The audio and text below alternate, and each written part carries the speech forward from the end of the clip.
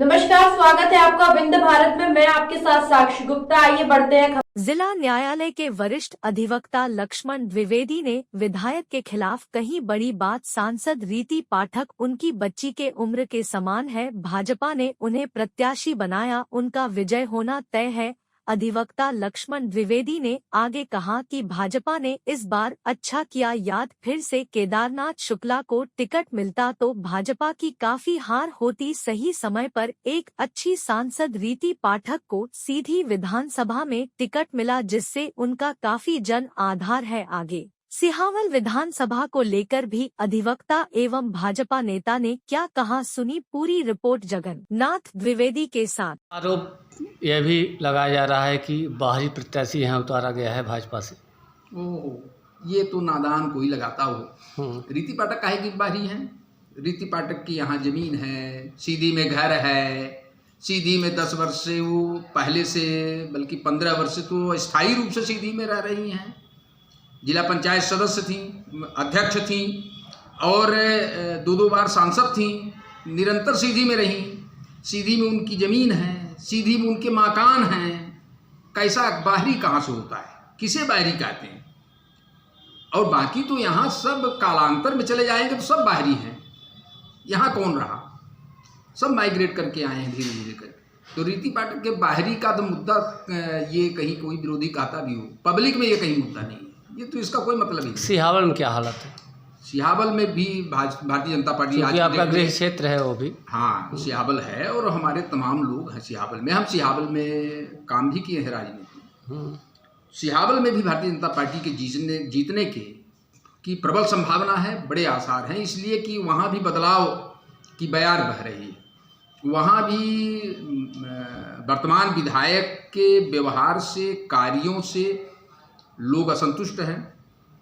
जगह जगह ये सुनने को मिलता है कि वर्तमान विधायक फ़ोन ही नहीं उठाते थे, 10 बार फ़ोन करें तब भी नहीं उठाते थे और सामान्य रूप से हर व्यक्ति से उनका अच्छा व्यवहार नहीं था। काम में भी कोई रुचि नहीं रखते थे।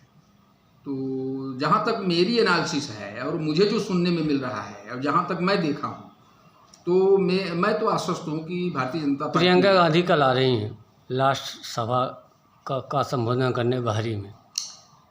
राहुल गांधी और प्रियंका गांधी और माननीय सोनिया गांधी, इनके बारे में पब्लिक, भारत के बच्चे को जानकारी है कि ये क्या करेंगे, क्या दे सकते हैं। भारत, ये कहिए कि भारत का सौभाग्य था। कहीं ये गांधी परिवार के हाथों में भारत इस कोरोना में रहा होता तो विभत्स स्थिति भारत की हो जाती। ये तो मोदी की। विधानसभा चुनाव का आखिरी वक्त आ गया है। सभी राजनीतिक दल प्रचार प्रसार भी लगभग चालू किए हैं। क्या लगता है वर्तमान में क्या स्थिति? सीधी की स्थिति तो बहुत साफ है। सीधी में स्पष्ट दिख रहा है कि यहाँ भारतीय जनता पार्टी द्वारा जो कार्यक्रम गरीबों के लिए चलाए गए हैं, बड़े उत्साह से गरीब सब एकजुट होकर वोट दे रहे हैं और बहुत अधिक मतों से बीजेपी के प्रत्याशी की जीत की संभावना है। उसका एक कारण और था कि यहाँ बीजेपी ने बहुत सरल, सुशील, मृदुभाषी और विद्वान, बहुत सहज और सभ्य, इस प्रकार के आचरण युक्त नारी को, सांसद को यहाँ टिकट दिया। पार्टी पहले ही गेम जीत गई, क्योंकि आज जितने प्रत्याशी मैदान में हैं तो माननीय रीति पाठक के सामने कोई टिकी नहीं रहा है। और जितने गरीब वर्ग हैं, साधारण वर्ग हैं, सरल स्वभाव के हैं, जो शांत प्रिय लोग हैं, वो सीधी में बहुतायत लोग एकमात्र एकजुट होकर के, चाहे व्यवसायी हों, चाहे कृषक हों और चाहे फुटपाथ व्यवसायी हों, गरीब, हरिजन, आदिवासी, एक सिरे सब एक मतेन वोट दे रहे हैं बीजेपी के प्रत्याशी को। यहाँ कांग्रेस अपनी जमानत बचाने के चक्कर में लगी हुई है और कुछ लोग बागी होकर चुनाव लड़ रहे हैं, उनको तो हाशिए पर पब्लिक डाल दी। बहुत इतना कम वोट से पाएंगे वो कि अब कभी राजनीति की बात करने लायक बचेंगे नहीं। ये हालत है सीधी में। तो सीधी में तो रीति पाठक की बहुत लंबी वोटों से विजय होने वाली है। अभी तक के रिकॉर्ड में भाजपा के प्रत्याशियों में विजय में जो वोट का अंतर रहा है, इस बार वो सब टूट जाएगा और काफ़ी अधिक मतों से रीति पाठक की विजय होगी।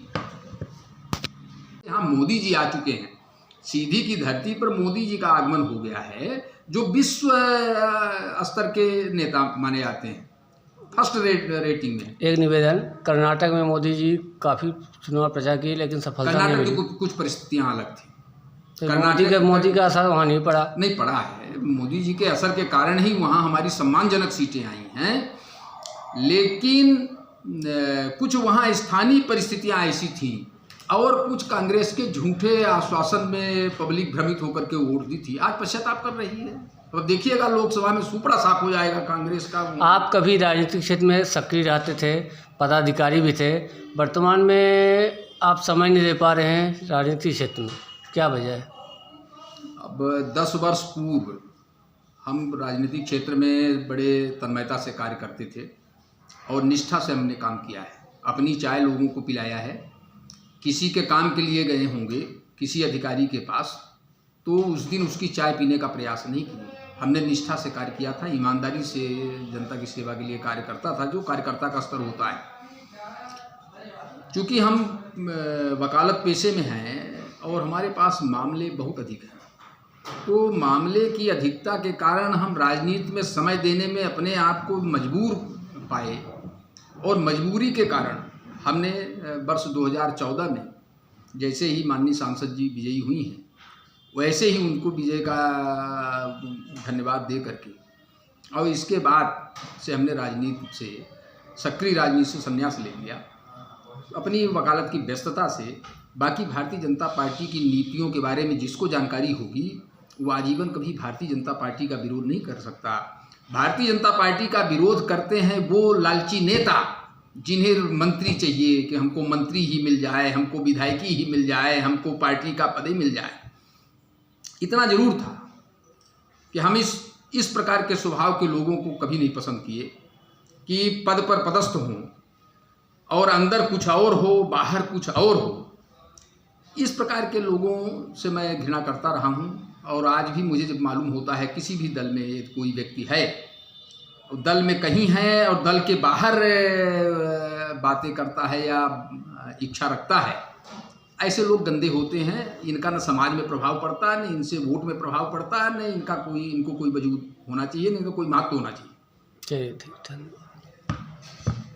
बताइए, आपने एक सब बात भी बोले हैं, केदार शुक्ला जी तीन वर्षीय विधायक रह चुके हैं और रीति खिलाफ कई टिप्पणियाँ कर रहे हैं, रीति पाठक जी खिलाफ, क्या कहेंगे? ये केदार शुक्ला जी की उम्र 70 वर्ष है, रीति पाठक है उनके बच्ची की उम्र की समान हैं। शुक्ला जी के मुखार बिंदुओं से इस प्रकार के अशोभनीय शब्द अच्छे नहीं लगते और पब्लिक इसकी बड़ी भर्त्सना कर रही है। पब्लिक में जो चर्चाएं हो रही हैं, समाज में जो चर्चाएं हो रही हैं, वो सभी केदार शुक्ला को क्रिटिसाइज कर रहे हैं कि इतने सीनियर नेता होकर के और अपने बच्ची की उम्र के समान उस लड़की को इस प्रकार से अशोभनीय शब्दों का इस्तेमाल करना आम मंचों पर, आम जगह पर, ये उनके सर्वथा खिलाफ गया है।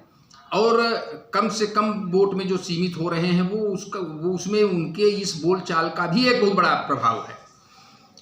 और शुक्ला जी की जो 15 वर्ष के विधायक के समय में चूँकि काम करने में, पब्लिक काम करने में, सार्वजनिक काम करने में वो सफल नहीं हुए थे। जितनी अच्छी पार्टी की नीतियां हैं, जितनी स्कीम है भारतीय जनता पार्टी की, पार्टी के वरिष्ठ नेतृत्व की जो सोच है और जो कार्य क्षमता है, शुक्ला जी उस पर खरे नहीं उतर रहे थे। पार्टी ने अच्छा किया, कहीं यदि शुक्ला जी को रिपीट कराया होता तो पार्टी यहाँ से लूज कर जाती सीट, ये स्थिति थी। और रीति पाठक जी के देखिए, शुक्ला जी चाहे जितना आरोप लगाएं, वो महिला बड़े शालीनता और सभ्यता से उसका उत्तर देती है, कोई कटाक्ष नहीं, वो अपने काम में जुटी है। तो इसका भी बहुत प्रभाव पड़ रहा है। फिलहाल के लिए इतना ही। खबरों का सिलसिला लगातार जारी है, बने रहिए हमारे साथ। नमस्कार।